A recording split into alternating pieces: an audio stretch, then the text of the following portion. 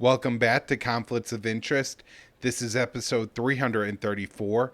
I'm the host, Kyle Anzalone. Today joined by co-host Connor Freeman. Connor, how you doing today? Doing great, Kyle. How are you?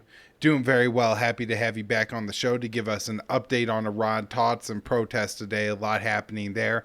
Just want to remind people to share the show. You find it at the Libertarian Institute and on the blog at antiwar.com. You can support the show just by following us and subscribing wherever you could possibly listen. YouTube, Rumble, Odyssey. There's audio podcasts at con_interest on Twitter, and you can do your CBD shopping with Paloma Verde. PalomaVerdeCBD.com. Promo code PEACE. When you spend $75 or more, you'll get 20% off and the show will get a kickback. So it's a great way to help out yourself and to help out your favorite podcast. Connor, what do you like from Paloma Verde? I really enjoyed the soft gels. You take them after a meal; they'll hit you in like a half hour, and it's it'll take care of anything you're dealing with, because you're taking it orally, and after it absorbs after you eat, and so it'll take care of any pain you have from your feet to your neck.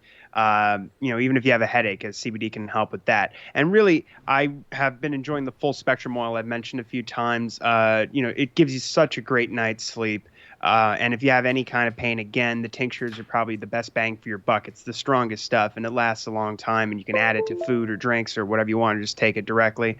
Lasts a very long time, and it helps you recover from exercise, runs, workouts. And I really enjoy as well the gummy bears. They're delicious. You take them on the go, and they'll hit you instantly. And then the doggy treats are always just terrific, and people love those, especially if you've got a dog who lives in a noisy area. They're a little young and restless. It can help calm them down, or if they're getting older, it just helps, with their joint pain and any kind of fatigue they're dealing with. So definitely check everything out there. They always have some great sales going on. Paloma Verde CBD is the best CBD I've ever used after like 10 years or whatever. So everybody check that out. PalomaVerdeCBD.com. Promo code PEACE. All right. First article I had to talk about today from Date to Camp at antiwar.com. Biden, nuclear Armageddon risk highest since Cuban Missile Crisis. Dave writes, President Biden said Thursday that the risk of nuclear Armageddon is as highest point since the 1962 Cuban Missile Crisis, a rare admission from the of the danger of his policy of supporting Ukraine in the war on Russia's border possesses. Biden said that Russian President Vladimir Putin is not joking when he talks about the use of a tactical nuclear weapon, and that he can't imagine the use of a tactical nuclear weapon not leading to Armageddon. Tactical nuclear weapons have smaller nuclear yields than strategic nuclear weapons, but many are comparable to the bombs the U.S. dropped in Hiroshima and Nagasaki. I don't think there is such a thing as the ability to use a tactical nuclear weapon and not end up with Armageddon, Biden said at a fundraiser in New York City. We have not faced the prospect of nuclear Armageddon since Kennedy and the Cuban Missile Crisis, he said, referring to President John F. Kennedy. Now, Connor, I brought this up, I believe, on the last show, but I know I've talked about this recently, and there's been a lot of great articles on this. Ted Snyder and Caitlin Johnstone just come to mind and kind of standing out.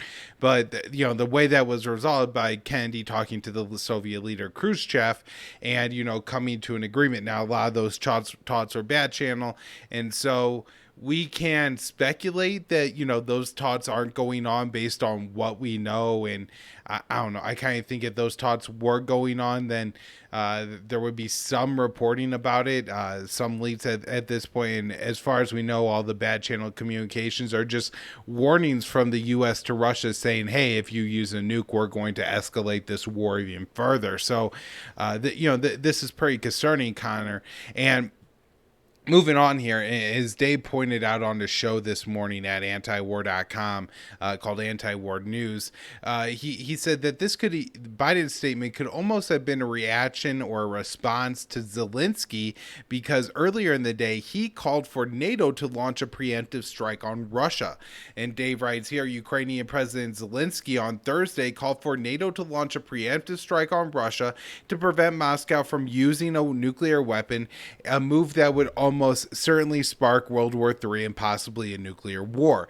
And so Zelensky is almost suggesting to do what Biden is saying very directly Putin not to do, which is, don't escalate this war, thinking that the other side is going to bat down and that this won't lead to nuclear war.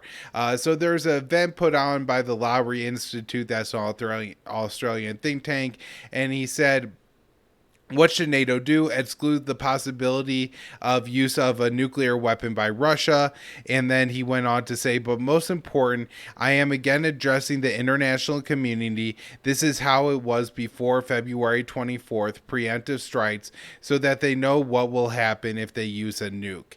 And right there, it really sounds to me, Connor, like, of course, Zelensky is saying that, we should at least consider nuking Russia preemptively, but then a couple Zelensky aides went on to downplay that. So my guess is that Zelensky meant it, but probably didn't quite understand the significance of what he was saying. Probably just in the middle of a rant or something like that and went too far. Hopefully they'll wake the White House up to, its partner in Ukraine, who that is, and how far they're willing to take this. Now, maybe most important, what we have to talk about today, Connor, on the Russia front at least, is this article again from Dave DeCamp. Report: U.S. Special Forces are on the ground in Ukraine. U.S. Special Operations Forces are on the ground in Ukraine as a part of a broader covert operation that includes CIA personnel, that Intercept reported on Wednesday, citing unnamed U.S. intelligence officials. And so, as this has been apparently pointed out and debated quite a bit in the independent media, if you read this story, you had to do some work to find this information. But nonetheless, this information is really important. So it's definitely worth reading this article. And look, this does come from James Risen, who was a massive Russiagator, and there's reason to question what he's pointing out. However, Connor, this seems to me that he is putting forward here the state narrative, and he's just saying that, this is actually working almost in his article. The report said that the U.S. withdrew CIA and special operations assets from Ukraine shortly before the Russian invasion, although one U.S. official said the CIA never completely left. The CIA initially predicted that Kiev would fall quickly to Russia, but after it became clear that wouldn't happen, the Biden administration sent covert assets back into Russia. The report said the U.S. clandestine operations inside Ukraine are now far more extensive than they were early in the war, when U.S. intelligence officials were fearful that Russia would steamroll over the Ukrainian army. Several current and former U.S. intelligence officials said that there is a much larger presence of both CIA and U.S. special operations personnel and resources in Ukraine than at any time since the Russian invasion in February. Back in June, the New York Times reported that the CIA personnel was in Ukraine, and then we have known for quite some time that British, French, Canadian, and Lithuanian special forces troops are in Ukraine, as well as, quote unquote retired, Connor, U.S. special forces operators who have now gone to fight for Ukraine on the front line. So there's a lot going on here. There's a lot of important information in that article worth checking out, but at the very least, make sure to read Dave's. Now, my article on Russia here: Kremlin gives positive response to Mutt's Twitter peace plan. And Connor, I don't think that this article that I wrote here is important, because Musk proposed the peace plan that is ultimately going to end the war.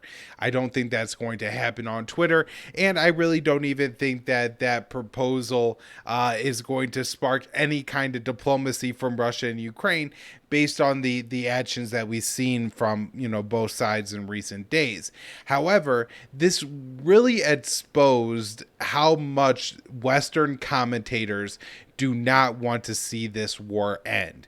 And so Musk just tweets out to his couple million followers, and I'm sure almost none of them are Russian or Ukrainian, that look, that we have this option, that this is a way to end the war. Do you say yes or no? And he's got Ukrainian officials tell him to F off in response. Zelensky signs a decree saying that, we can't have any talks with the Putin government in Russia. And so, this is insane, Connor, that this is the response. But here's kind of the article that I wrote. The Russian government praised Tesla and SpaceX CEO Elon Musk for his Ukraine war peace proposal. Musk tweeted the 4-point plan on Monday that drew stern criticisms from Western politicians and commentators. Kremlin spokesperson Dmitry Peskov told reporters it's very positive that somebody like Elon Musk is looking for a peaceful way out of this situation. He continued, compared to many professional diplomats, Musk is still searching for ways to achieve peace, and achieving peace without fulfilling Russian conditions is absolutely impossible.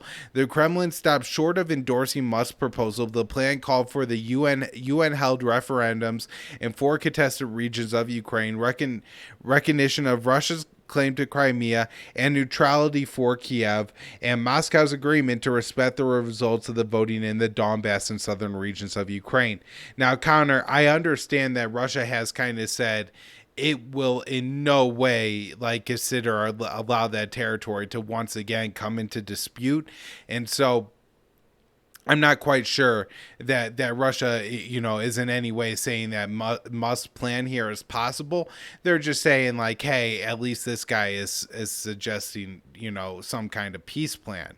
Now, Musk's plan was far less well received in Kiev. Ukraine's ambassador to Germany responded by telling Musk to F off on Twitter. And then Musk says he is pro-Ukrainian. After Russia invaded Ukraine, SpaceX began providing the people of Ukraine with Starlink to access the internet. Musk says his company has spent $80 billion to provide the service to Kiev. Now, something important here, Connor. Just today, a new development. We have Congressman Adam Kinzinger, who is a rabid hawk and kind of a nutcase. And so if this is completely untrue, then maybe this little 2-minute chunk of the show could just be disregarded. But at least today he is claiming that Starlink went down for the Ukrainian forces, and this is providing a problem. Now this is kind of telling for 2 reasons. One is the Ukrainians have been using Elon Musk's service to aid their war effort this whole time. And then he suggested a peace plan, and they're telling him to F off. That's pretty crazy, from what I could tell and see here. And then also, getting back here, Musk is in the process of purchasing Twitter, and so he's essentially drawn the wrath of the entire establishment for the combination of those 2 actions. In replies to his initial proposal, we have Matt's Boot writing up an article in the Washington Post accusing Musk of spreading Russian propaganda. Boot argued that the idea of the referendums was unnecessary, as 90% of Ukrainians wanted independence in 1991, and a similar number support the war effort against Moscow today. But obviously the situation is far more complicated, and I've explained several times why I think that even in a fair referendum held a year ago or a year from now, the people of these regions would likely vote to join Russia. I don't know, and I don't just proclaim to say that that is the case, and understand that war probably brings a lot of emotions and has changed a lot of minds.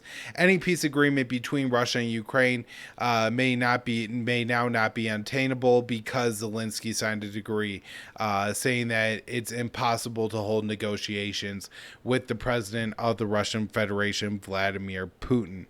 And Connor, I'm going to hand it over to you first to talk about Darya Dugina, but I know you have an Iran update to follow.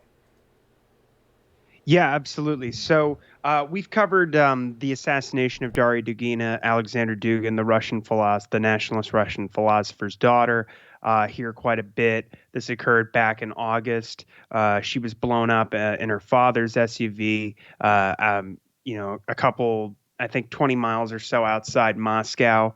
Um, and the bomb had been planted under the driver's seat of the car, and it was engulfed in flames. And the FSB, the Russian FSB, had accused Ukrainian intelligence services at the time of carrying out the attack, and they named two suspects, one of which was a woman named Natalia Volvik, a 43-year-old Ukrainian national who was said to be a member of the Azov Battalion, the neo-Nazi National Guard unit in Ukraine.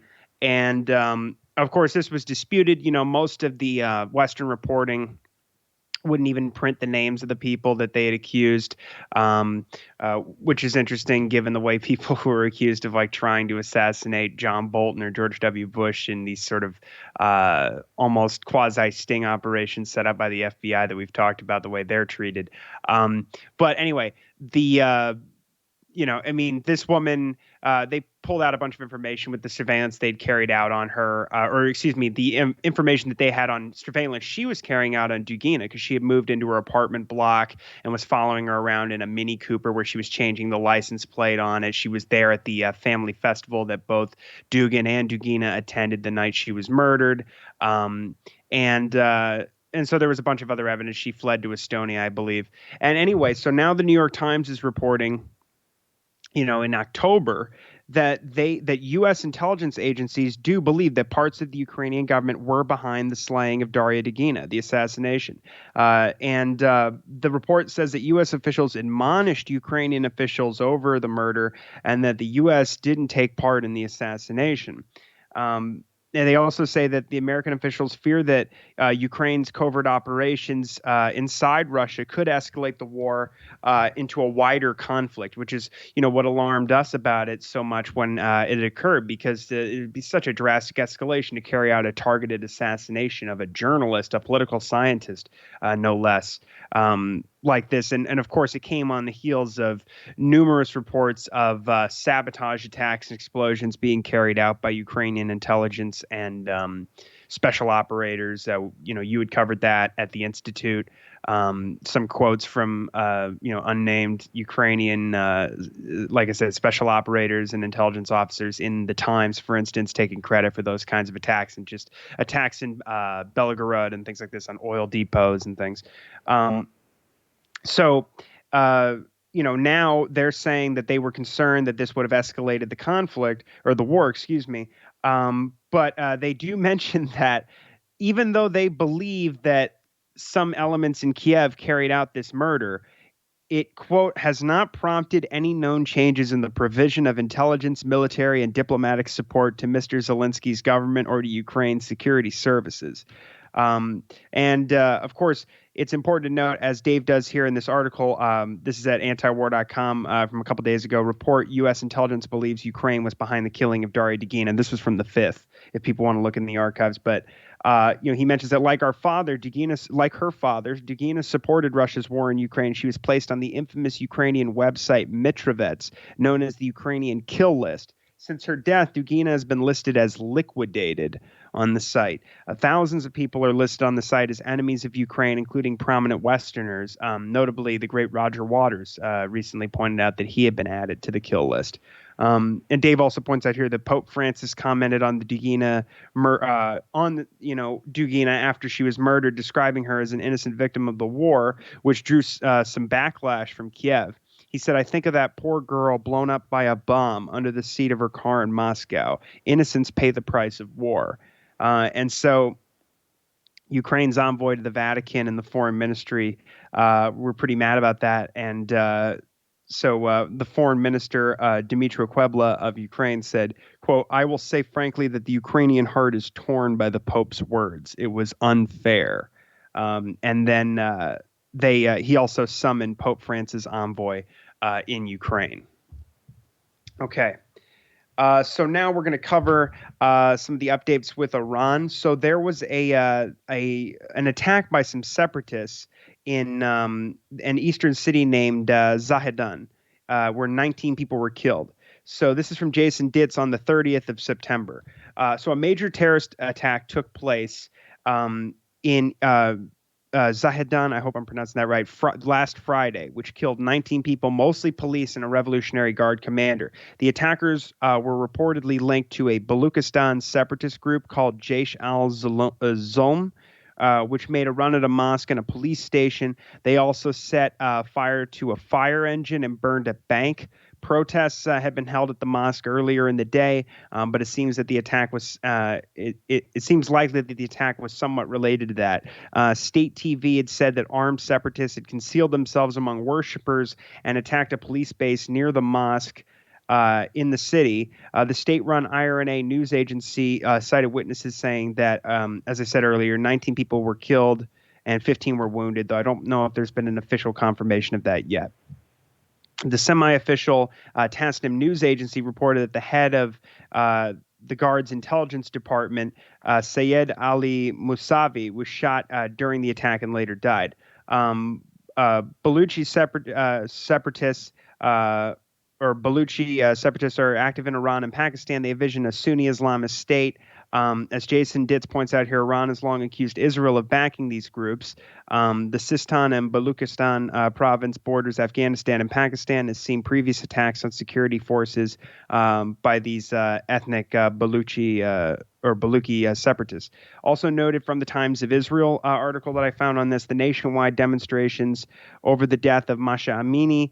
The way they describe it is they've rapidly escalated into calls for the overthrow of basically the Iranian government, which has drawn, and the protests have drawn supporters from various ethnic groups, including the Kurdish opposition movements in the northwest that operate along the border with Iraq. Of course, Amini was a Kurd, and the protests first erupted in the Kurdish areas, and so there's been cross-border attacks from the Iranians in areas of Iraqi Kurdistan, as we talked about last week. And Tehran is arresting foreigners now. They're accusing of links to the protests and the ongoing unrest. Iran's intelligence ministry said that 9 foreigners arrested included citizens of Germany, Poland, Italy, France, the Netherlands, and Sweden, according to this, again, the IRNA state news agency. Though it was not immediately clear, it says in the report, if the Iranians were of dual citizenship. Okay. So we'll have to keep an eye on that because there have been terrorist attacks carried out in Iran previously that have been backed by the Mossad or American intelligence, and so the more that comes out about that story, we'll stay posted on that. Now, Iran has released 2 American prisoners and says that the U.S. is prepared to unfreeze $7 billion. In Iranian assets. So according to Iranian media, Iran is expecting the U.S. to unfreeze the $7 billion in Iranian funds that are held in South Korea after Tehran released 2 Iranian Americans from prison. So Iranian American Bakr Namazi, who is 85, was released from detention in Iran and allowed to leave the country to seek medical treatment. His son, Siamak Namazi, was also released from detention. When the releases were first announced, they were said to be temporary, but on Sunday, again, IRNA, the Iranian news agency, said that the Iranian Americans were released as part of a broader deal to unlock the Iranian funds. Quote, with the finalization of negotiations between Iran and the United States to release the prisoners of both countries, $7 billion of Iran's blocked resources will be released. A State Department spokesman, though, rejected the idea that the U.S. would release any funds as a part of the deal with Iran and said that Washington was still working to secure the full release of Siamak Namazi. The $7 billion held by Seoul was taken, or held in South Korea, was taken from Iran when the U.S. withdrew from the nuclear deal by reimposing sanctions. The release of the Iranian Americans comes as talks to revive the JCPOA, of course, have stalled. But Iranian officials have repeatedly said that they're ready for prisoner swaps. And Iran is seeking, of course, the release of more than a dozen Iranians in the U.S. who have been mostly arrested for allegedly violating sanctions. Okay. Now, Iran is still, this is another one from Dave DeCamp on the 3rd. Iran is still exchanging messages with the U.S., says nuclear deal possible.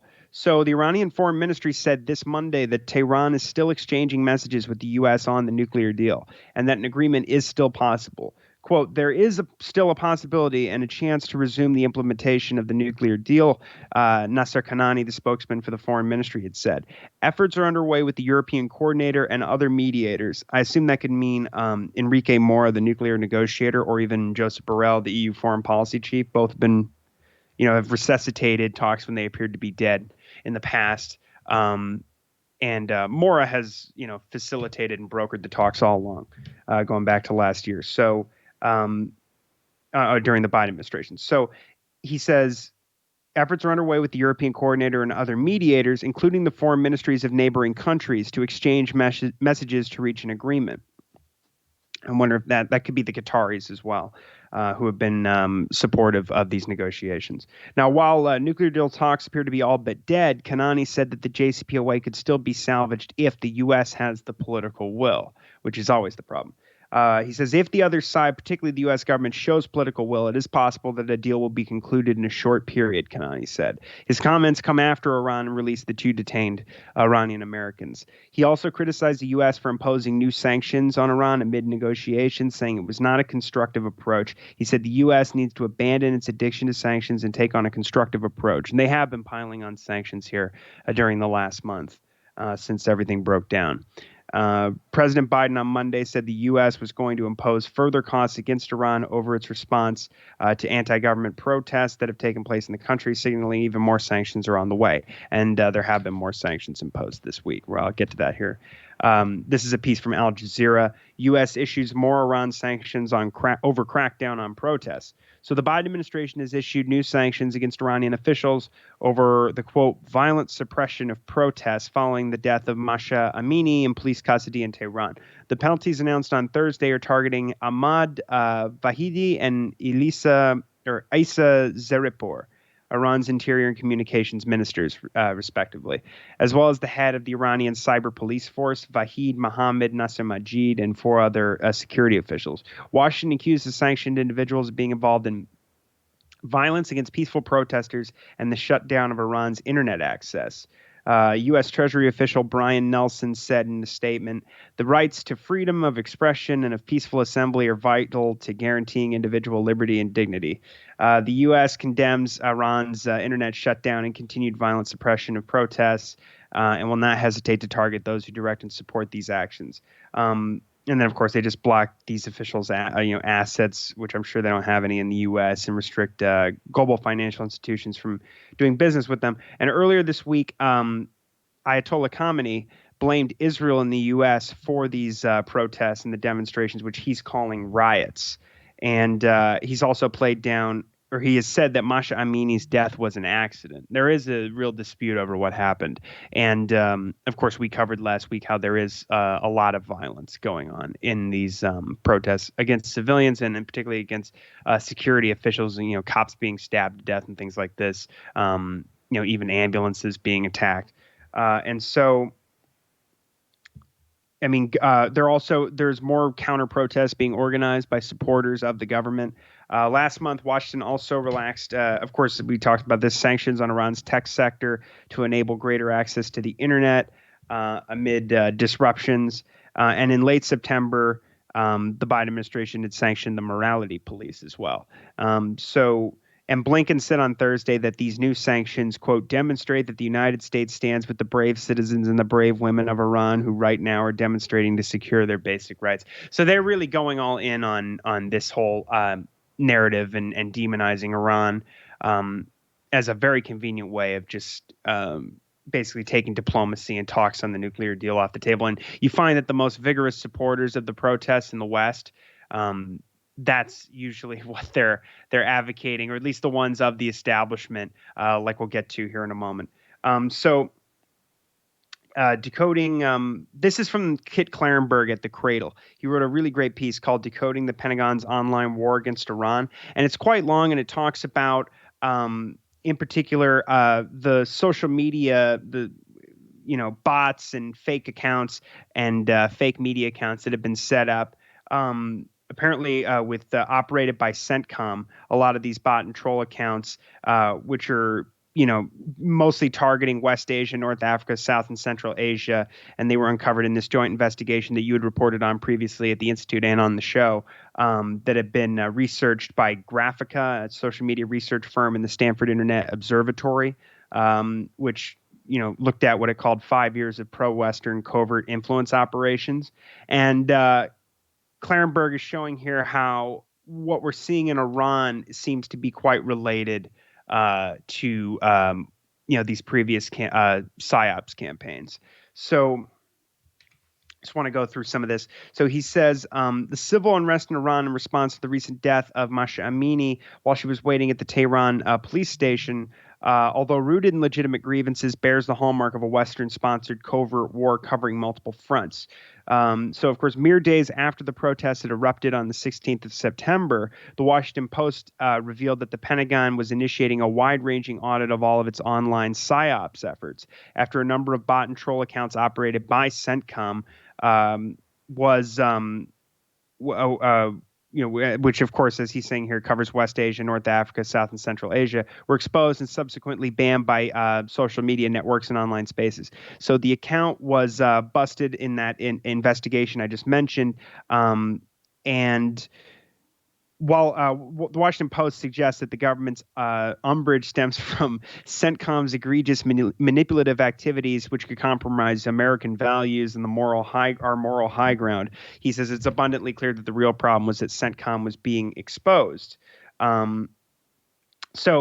I just want to go through some points he makes in the article. He says CENTCOM's geographical purview includes Iran, and given the Islamic Republic's longstanding status as a key U.S. enemy state, it's perhaps unsurprising that a significant proportion of the unit's online disinformation and psychological warfare efforts were directed there. A key strategy employed by the U.S. military PSYOP specialists in the creation of multiple sham media outlets, publishing content in Farsi. Numerous online channels were maintained for these platforms spanning Twitter, Facebook, Instagram, YouTube, and even Telegram. In some cases, too, fake journalists and pundits with numerous followers on those platforms emerged. He puts followers in quotes, emerged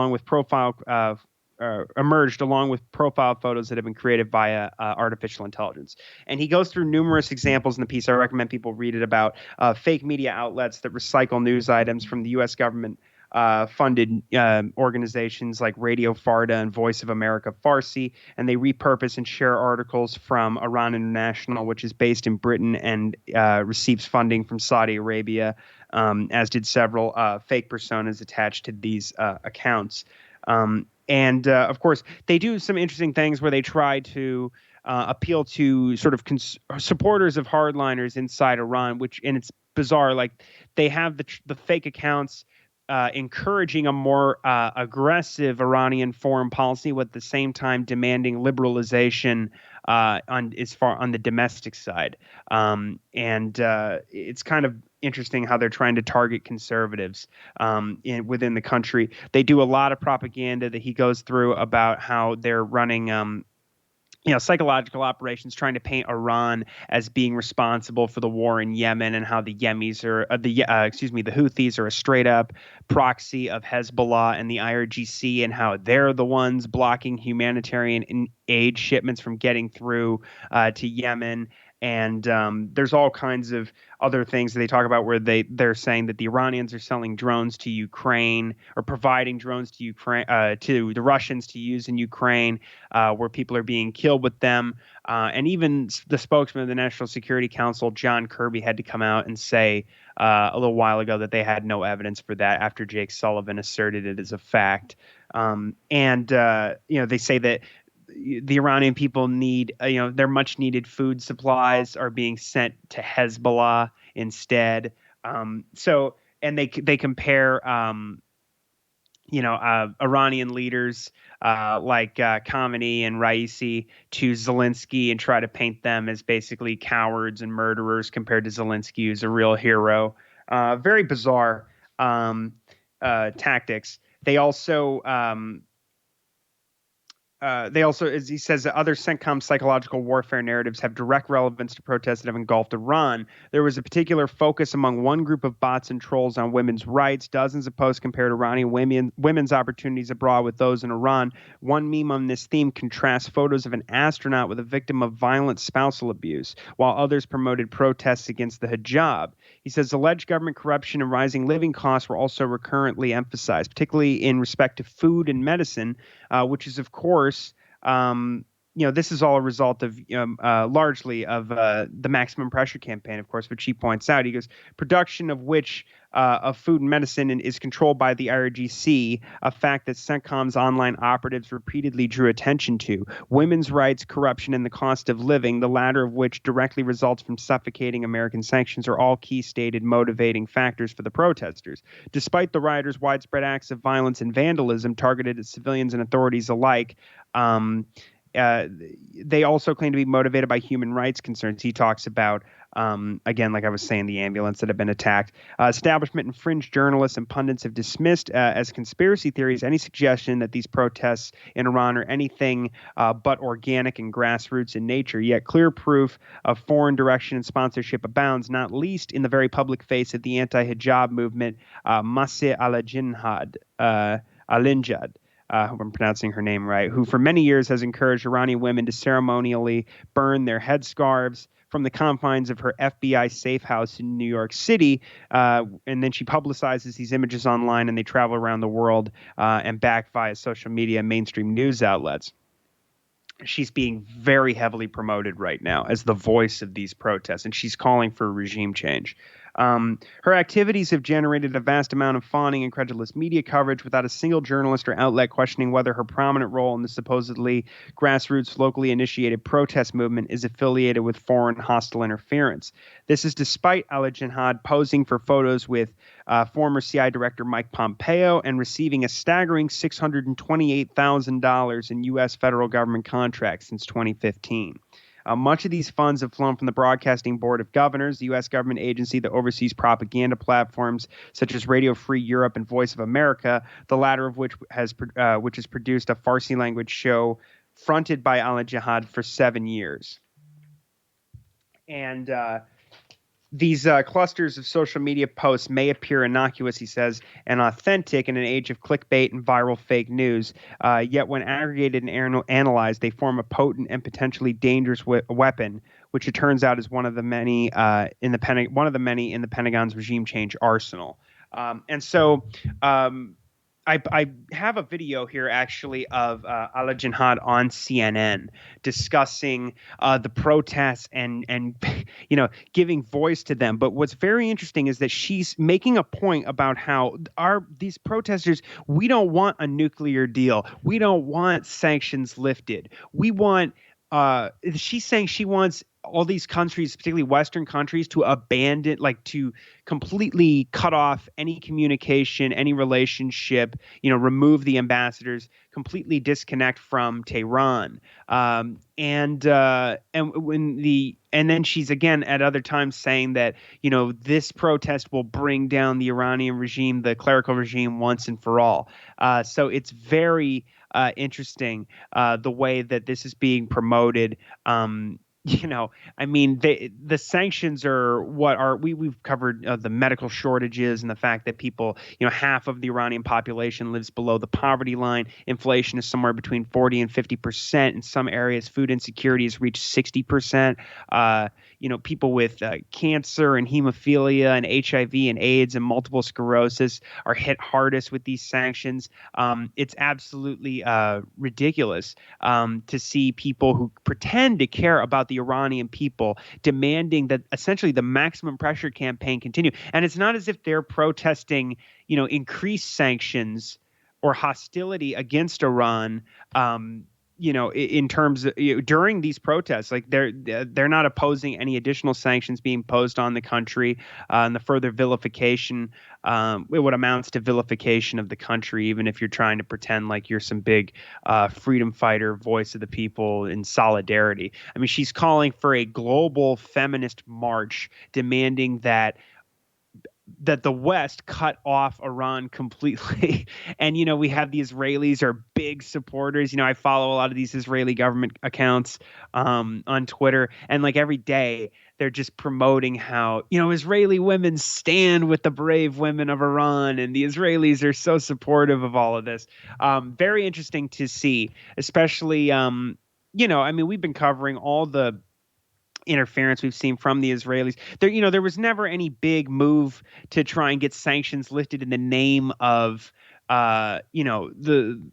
the freedom and prosperity and humane treatment of Iranian women before. None of these people came out against the massive assassination campaign that had been carried out by the Israelis, or constantly attacking their energy infrastructure, risking massive consequences and environmental disasters from setting off explosions and covertly attacking and sabotaging their nuclear energy program. I mean, it's just absolutely insane. And while of course there's people out there with legitimate grievances, it's just very interesting to see all the usual suspects, like of course Blinken and Biden, and these ultra hawks, and just dyed-in-the-wool Zionists making a meal out of this controversy to demonize Iran once again. And the Israelis, I remember, were saying, as we were talking about, they're saying that I don't know if the deal is going to go through before the midterms. Yeah, I don't think that's certainly not going to happen. That's certainly not going to happen. But I mean, I understand why people empathize with people protesting a tyrannical government, or an authoritarian government, I should say. But it's completely negating all of the aggression that has been unleashed against the Iranian people for decades by the Americans, the Israelis, the Saudis, and this is just very unfortunate to see. And the American people, of course, there's no massive protests and massive hashtags on the level we're seeing here when the Israelis shot Shireen Abu Akleh in the face, a Palestinian American Christian woman. There's no a world-renowned journalist. There's no, and no one's going to be held accountable for that, the Israelis have said. But of course, it's very selective. It's very obvious. And that's one of the things that bothers me, of course, and I think all of us, to see the selective outrage here with Iran. And so, Kyle, do you have that clip pulled up? You've overcome a challenge for many exiled dissidents in that you've stayed relevant. You've stayed influential in Iran, despite being forced out of the country, via really a truly remarkable use of social media to amplify voices from inside the country. And I wonder how you manage that. Look, because social media is our weapon. To be honest, now Iranians are brave enough to be their own storytellers. All I do, I just echo their voices to different media. Why? Because the Iranian regime have their own lobbyists, apologists. They're all over around the world, just trying to convince the West to get a nuclear deal. But I'm here to echo the voice of Iranian people within the society, actually asking a simple demand that while we're getting killed in Iran, stop negotiating with our murderers. Cut off all your ties with the Islamic Republic. So I'm echoing their voice. You don't see that the Iranian right now facing guns and bullets, burning American flag, no? Yeah. They don't even ask for nuclear deal. They're not even chanting against sanction. They're chanting against the Islamic Republic. And that is why I'm here to ask Biden administration, hear this voice and ask your European allies to recall their ambassadors because people are getting killed. I'm asking my sisters in America, feminist global movement. I was one of them. I took to the streets in New York for chanting my body, my choice for Women's March. But Iranians' version of Women's March is bloody. Women are getting killed. I'm asking my sisters in America to take to the streets. In Europe, when George Floyd brutally got killed, the whole world rightfully got united. Now Mahsa Amini and many other people getting killed. I'm begging you, take to the streets and giving voice to Iranian true leaders.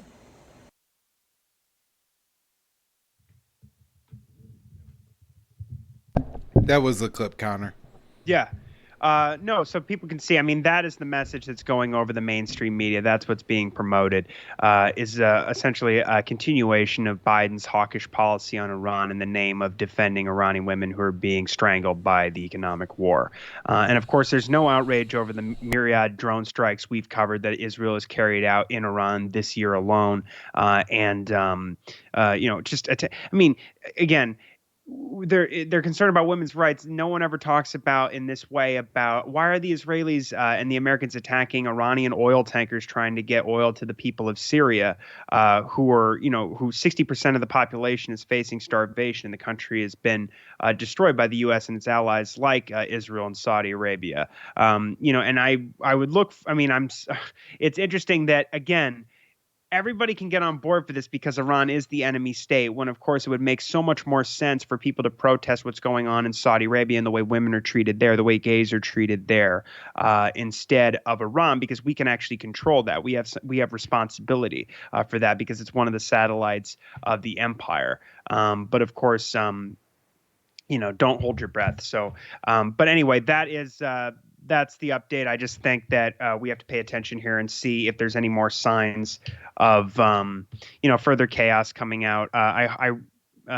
We'll have to see if the Europeans can pull something off here, if the EU officials who are involved in the talks, of course, who have pulled this off before, but in the current climate, again, because of the protests and because of the hysteria, I'm not sure if it's going to be doable this time. But on the other hand, we're getting reports that the U.S. is planning on lifting some significant sanctions on Venezuela and doing business with them. And there's a great write-up about that at antiwar.com, I think either yesterday or today. And so people should check that out.